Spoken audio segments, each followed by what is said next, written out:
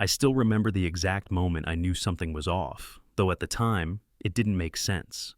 It was the morning of my wedding day, September 14th, 23, in downtown Dallas. Sunlight poured through the blinds of our modest hotel suite, cutting across the cream walls and highlighting the bouquet of white lilies that my bride Emily had picked herself the day before.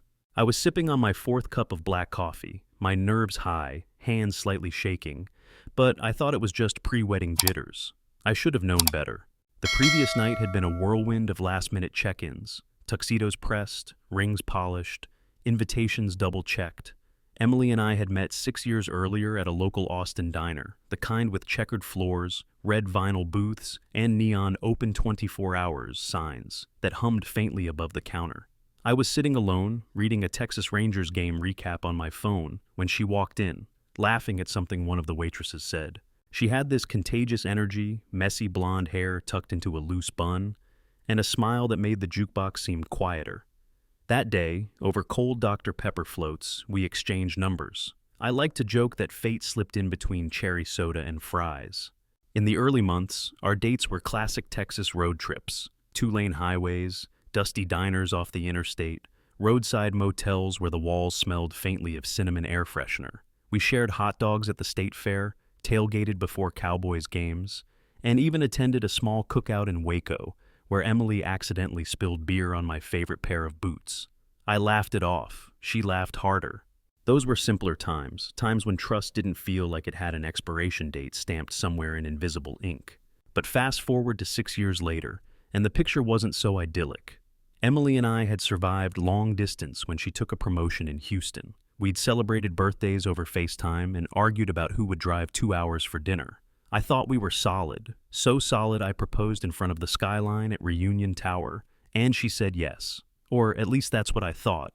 The morning after the wedding, I woke up in our hotel suite to the faint hum of traffic outside the window and the scent of over-buttered pancakes lingering from room service. Emily was still asleep, curled on her side, face turned away, phone tucked under the pillow. I watched her for a moment, feeling a mixture of disbelief and calculated patience. I didn't rush to confront her. Not yet. The trap I had in mind required patience, precision, and evidence. Real, undeniable evidence. I started small, observing. Every movement, every glance, every half smile at a notification. I had learned over the years that subtle changes in behavior were often louder than words. Emily had always been meticulous with her phone. Passcode locked, notifications muted, battery saver mode always on. But yesterday, during a brief moment when she thought I wasn't looking, I had noticed her pocket vibrating repeatedly. I filed it away in my mind. By mid-morning, I found my first opportunity. We were unpacking wedding gifts in the suite, champagne flutes clinking on the counter, tiny boxes of jewelry scattered among greeting cards. Emily stepped away to call her mother. That was when I saw it, an unfamiliar email account signed in on her laptop, sitting open on the vanity. I pretended to be distracted, but I jotted down the account name on a small pad. It wasn't her usual Gmail. It was something short, impersonal, almost cold. I made a mental note to check it later. The rest of the day unfolded with the kind of surreal normalcy that makes betrayal taste even sharper. Friends laughed over champagne, family toasted, and Emily smiled at me as if everything were perfect. Meanwhile, I watched. I observed how she tucked her phone into her clutch when anyone approached, how her fingers lingered on the screen longer than necessary. I began to document everything in a discreet notebook. Timestamps, brief notes of odd behavior, small anomalies. By evening, I had secured the first real piece of evidence. A guest, someone I trusted from her side of the family, had left their wallet in the suite after the reception. Inside was a hotel keycard from a downtown Dallas hotel, stamped with the previous week's date. The thing that raised my eyebrow? Emily had claimed she had stayed home during that entire week, working late on some corporate project. I slipped this keycard into my pocket, heart thudding, mind racing. This wasn't proof yet, but it was a breadcrumb. The next morning, under the guise of casual curiosity, I checked the wedding video clips uploaded by the photographer. That was when I noticed it. A man standing outside the reception hall during the cocktail hour, phone in hand, glancing repeatedly at the doors. Mark. He had been there. Not just a fleeting presence, but lingering, watching. I paused the clip and took a screenshot. It was enough to make my stomach twist. My calm mask, honed over years of poker nights and business meetings, barely slipped. Over the next few days, I quietly intensified my surveillance. I learned a few tricks from my corporate job, syncing messages across devices, checking metadata on photos, tracking subtle location markers from social apps. Each little discovery added weight to the growing pile of suspicion. A gas receipt from a Dallas service station, dated 3 days before the wedding, showed a transaction at 11:23 p.m., hours Emily claimed she had been home asleep. A credit card statement revealed a charge at an upscale restaurant downtown, the same night Mark had supposedly been out of town. I didn't confront her. Instead, I compiled everything meticulously. Digital folders organized by date, screenshots named and time-stamped, small sticky notes attached to printed emails and receipts. The thrill of gathering evidence became intoxicating, almost surgical in its precision. I wanted nothing left to chance. Every move Emily had made, every excuse she had fabricated, was being quietly documented. Then came the note, a physical, handwritten letter slipped under the bathroom door of our suite while I was brushing my teeth. The envelope had no return address. Inside, in a handwriting I didn't immediately recognize, was a brief message. "Don't trust the mask. He knows more than you think. Check the hotel receipt in the drawer." My hands froze, gripping the counter. I glanced around. Emily was in the bedroom, humming softly, oblivious, or so she thought. I pulled open the top drawer of the nightstand and found a folded hotel receipt from the same Dallas hotel keycard I had found. The dates matched exactly. It was subtle, almost dismissible, if you didn't know what to look for, but I did. This confirmed what I had been suspecting. She hadn't just met Mark in passing. They had been together in a private, intimate setting days before our wedding. My pulse quickened, and yet I kept my composure. I knew the moment I confronted her without airtight evidence, she could gaslight me, deny everything, and leave me looking paranoid. Over the next week, I continued to dig deeper. I noticed a pattern: late-night texts disappearing, small purchases for unknown services, a subtle perfume scent not belonging to any of the brands she usually wore. Using a borrowed laptop, I carefully checked backups of her iMessage logs, finding snippets of conversations that were easily dismissible alone, but, when pieced together, painted a clearer picture. Dinner plans that didn't exist, trips she hadn't mentioned, fleeting emotional exchanges. I even traced location data through old photos she had posted online. Filtered Instagram shots from downtown cafes and art galleries had metadata revealing timestamps that didn't match her stated schedule. Each image seemingly innocent. A latte on a wooden table, sun filtering through gallery windows, was a small confirmation. Emily had been hiding pieces of her life in plain sight. I also reached out to a discreet friend of hers from college, someone I knew she trusted. I asked innocuous questions about her recent behavior, trips, and any old friends she might have reconnected with. The responses were telling, not direct confirmation, but a pattern that, when combined with my other findings, was undeniable. By the end of the week, I had assembled a folder large enough to choke a laptop. Screenshots, photos, receipts, hotel key cards, handwritten notes. Each piece alone might have seemed like coincidence. Together, they were a mosaic of betrayal. I leaned back in the chair of our suite, staring at the evidence, feeling a strange mixture of anger, disbelief, and a chilling calm. I finally understood. Emily had planned a secret, and I had caught it. I didn't confront her that night. Instead, I set the next phase of my plan in motion. I would let the pieces fall naturally, watch her make the next move, and then act. Timing was crucial. She needed to think she was in control, that her secret was safe. That illusion would be her undoing. And then, late that night, as I reviewed one last set of screenshots from a cryptic text chain, I found it. A message from Mark to Emily, explicitly referencing the night before the wedding. It was brief, casual, almost arrogant in its casualness. "See you tonight, can't wait." My hands went cold. My mind replayed every moment, every sign I had noticed, every discrepancy that had seemed too small to matter. The reality hit me like a punch to the chest. This wasn't speculation anymore. This was fact. Emily, my bride, my partner for 6 years, had arranged to meet her ex on the very day we were to be married. My chest tightened, but instead of panic, a sharp focus took hold. I had the evidence, and now I could decide how to use it. There would be no blind accusations, no messy confrontations based solely on intuition. Everything I needed was here, cataloged and undeniable. I closed my laptop, leaning back in the chair, and let the silence of the hotel suite settle over me. Outside, the city hummed with life, oblivious to the storm brewing inside our room. Emily slept soundly, unaware that every lie, every hidden moment, had been exposed in my methodical reconstruction.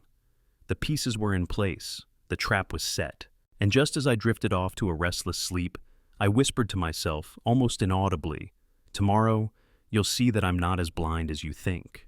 The morning would come, the ceremony would continue, and Emily would have no idea how close I was to revealing the truth. The evidence was undeniable, the plan meticulous, and when the moment arrived, there would be no escape. Because sometimes love requires patience, and sometimes betrayal requires precision. Back to that morning, I was straightening my tie in the hotel mirror when I noticed Emily was unusually quiet. Not the pre-wedding contemplative quiet, the kind you see in brides who are lost in thought about vows. No, this was a different quiet. She was scrolling on her phone, thumb moving in a rhythm too fast to catch. A small furrow appeared between her brows, and then she shoved the phone into her clutch when she noticed me looking.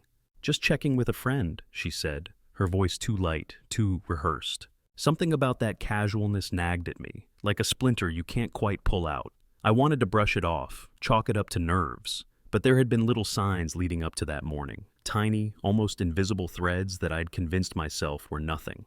A lingering scent of unfamiliar cologne on her coat after dinner, text notifications that disappeared the moment I walked into the room, a laugh a little too rehearsed when friends told jokes I didn't remember hearing her laugh at before. None of it made sense when I tried to piece it together, but in retrospect, each moment was a warning, a breadcrumb trail I was too naive to follow. Emily's family arrived mid-morning, cheerful and oblivious to the tension that already tinged the room. Her mother fussed over the flowers, arranging lilies beside hydrangeas, while her father teased me about my inability to tie a proper Windsor knot. I laughed, but the pit in my stomach grew.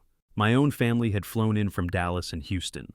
My younger sister Jenna kept giving me concerned looks, whispering, "Is she okay?" I smiled awkwardly each time, nodding, though inside I felt an itch of doubt I couldn't explain. By noon, we were supposed to leave for the chapel. Emily lingered in the suite longer than expected, claiming she wanted a few more shots with the photographer for bridal portraits. I should have noticed then, her insistence on alone time, the way she avoided eye contact, the way her fingers lingered on her phone. But love, or perhaps naivety, had dulled my senses. I believed in the story we'd built over 6 years, in the photograph-perfect version of her I had kept in my heart. The limo arrived, black and polished, waiting outside in the glaring Texas sun. I grabbed the bouquet from the counter, testing its weight, imagining the ceremony. Emily descended the stairs, radiant in her ivory gown, sparkling against the sunlight. My chest tightened in a mix of adrenaline and awe. She looked at me and smiled that smile, the one that had made me fall for her 6 years ago. But beneath it, for just a fraction of a second, I saw something else. Hesitation, fear, a shadow that didn't belong.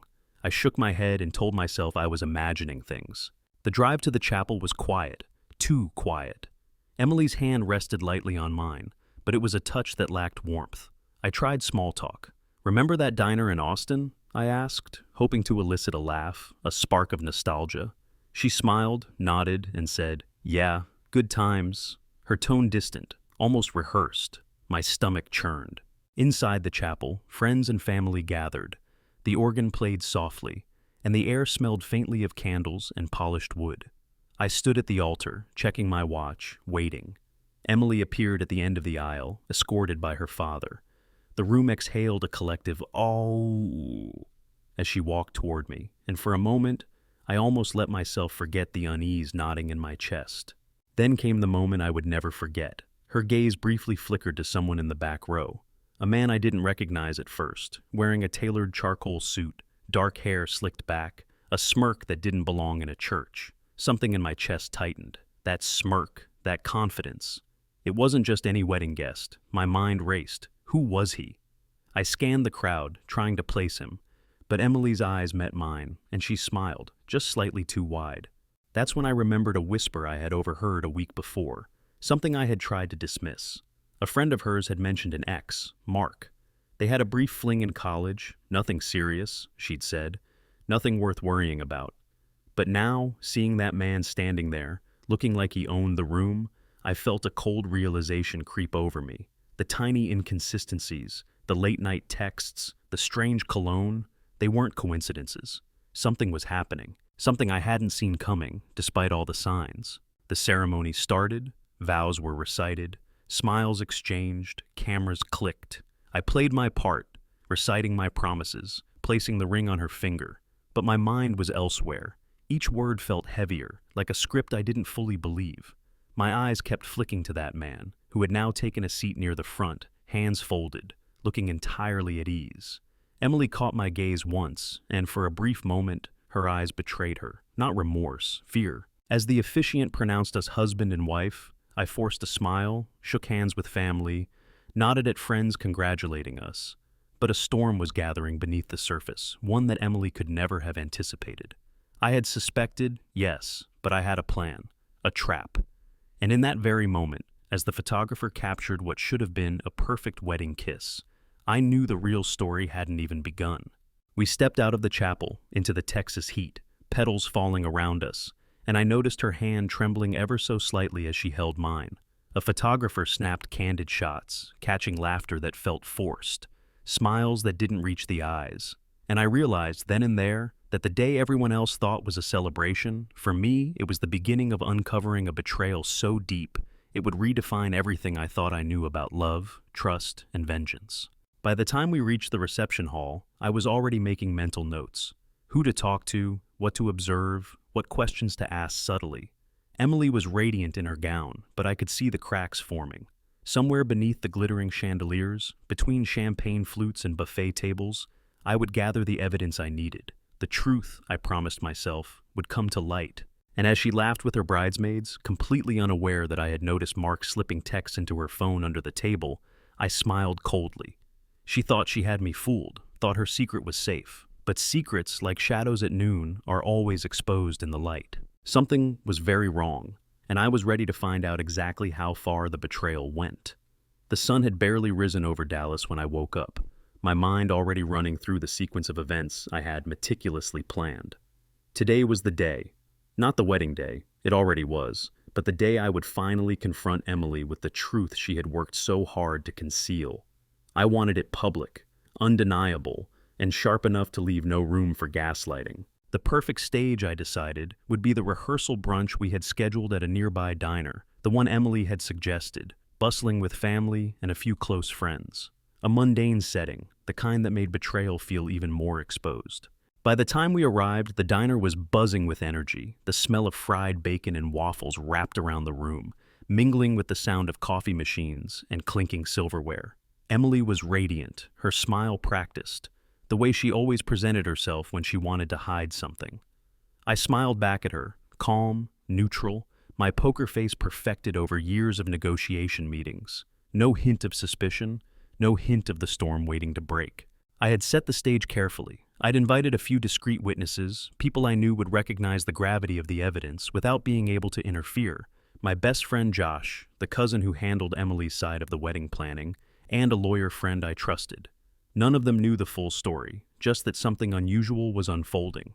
Emily, oblivious, chatted casually with her mother, laughing, eyes flicking occasionally to her phone. That's when I saw it, the same casual, almost arrogant posture I had observed in the wedding video, the little smirk she always reserved for Mark. I waited until the right moment, letting the pancakes cool slightly on the table. I placed my hand over hers, lightly, smiling, and said, "Emily, there's something we need to talk about. Here. Now." Her eyes narrowed slightly, a flicker of suspicion, but she brushed it off.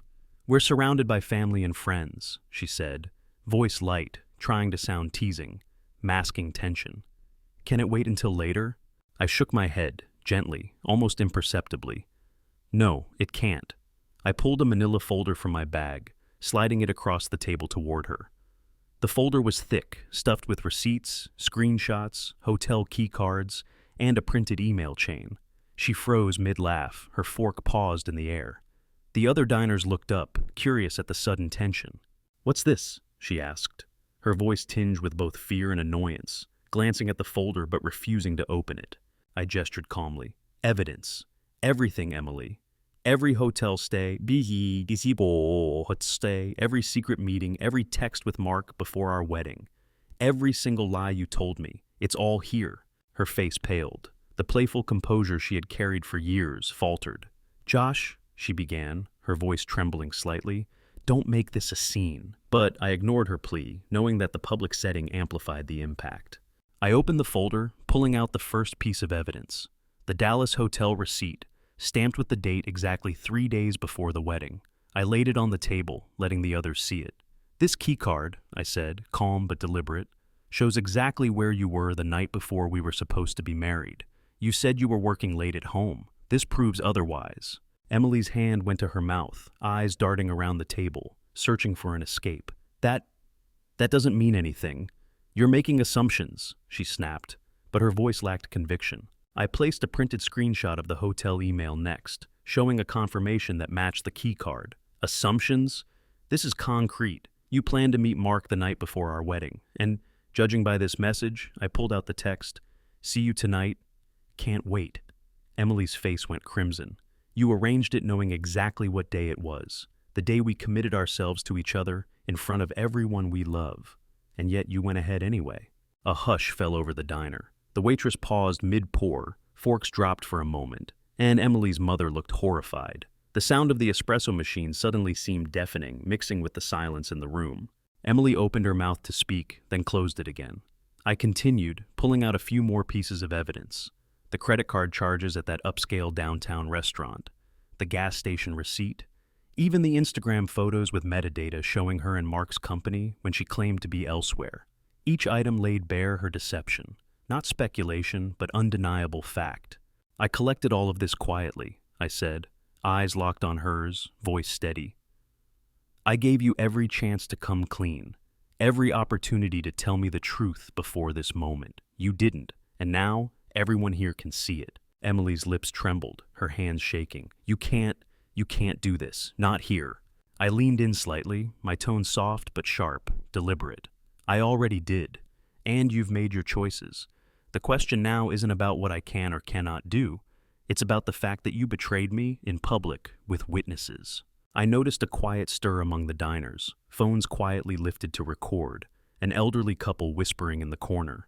Emily's mother, still seated, let out a sharp gasp. Emily's own friends looked between her and me, confusion etched across their faces. The tension was almost unbearable, like the air itself had thickened. Emily's voice finally broke, raw and desperate. "You don't understand. It wasn't—" I held up a hand. "I understand perfectly. I understand betrayal. I understand deception. And I understand that the moment has come where the truth no longer belongs just to us." She tried to rise from her chair, but my friend Josh stepped in gently but firmly. "Emily, sit down. Let him finish." His tone carried authority, signaling to the others that this wasn't drama, it was reality.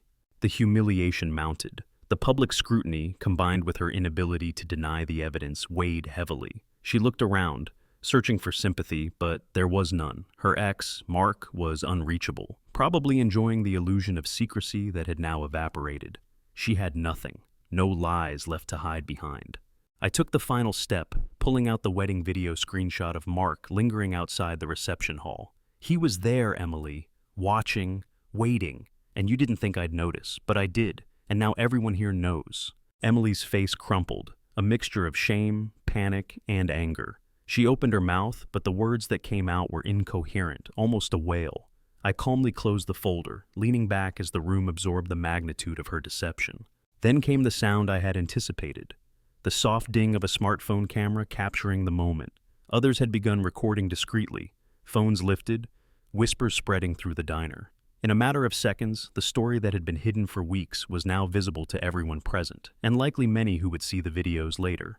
Emily's mother finally stood, her voice quivering. "How could you, on our wedding day?" I didn't answer. I let the silence do the work. Words weren't necessary.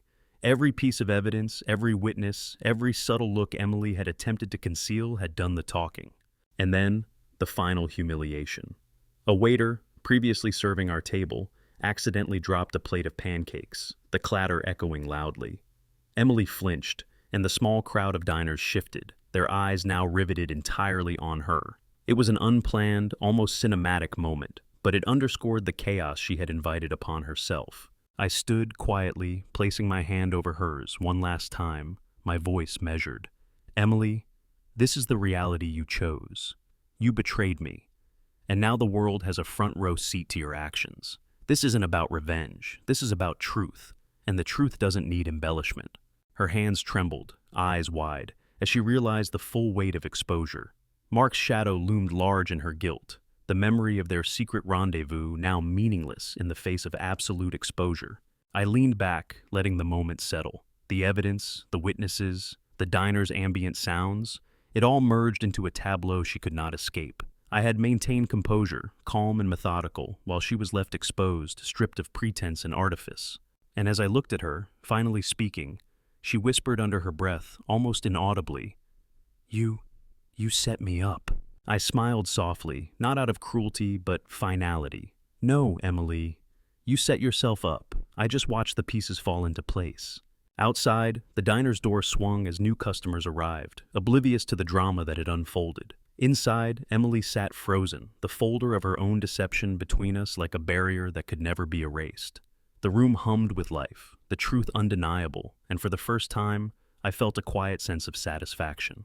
Because sometimes, the world watching is the only justice needed. The days following the diner confrontation were surreal, a strange mix of relief, emptiness, and muted chaos. Emily didn't fight much after that moment. Her facade of control shattered, and the reality of her exposure left her paralyzed. The lawyer I'd discreetly brought along handled the divorce proceedings quickly. There were no drawn-out court battles, no elaborate schemes to hide assets. Emily wanted to save face. I wanted clarity, and the law gave us both exactly what we needed.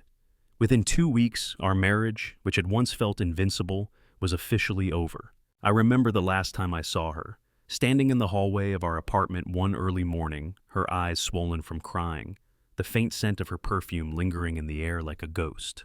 I didn't say much. There was no dramatic confrontation, no shouting. I simply handed her the signed paperwork, dividing our assets fairly, leaving her a small cushion of dignity.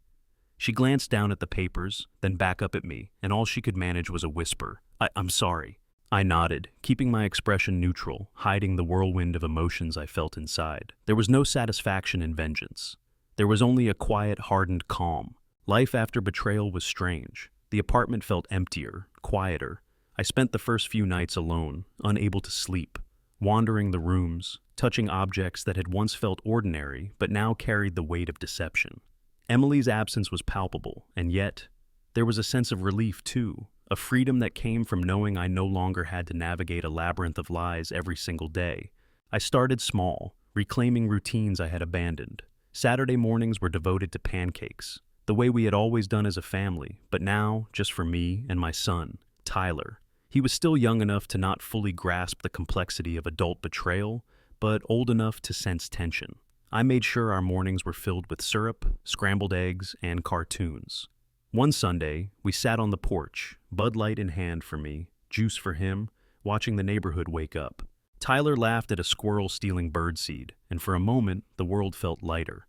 The first weeks were a careful balancing act between keeping my son's life as normal as possible and managing my own recovery.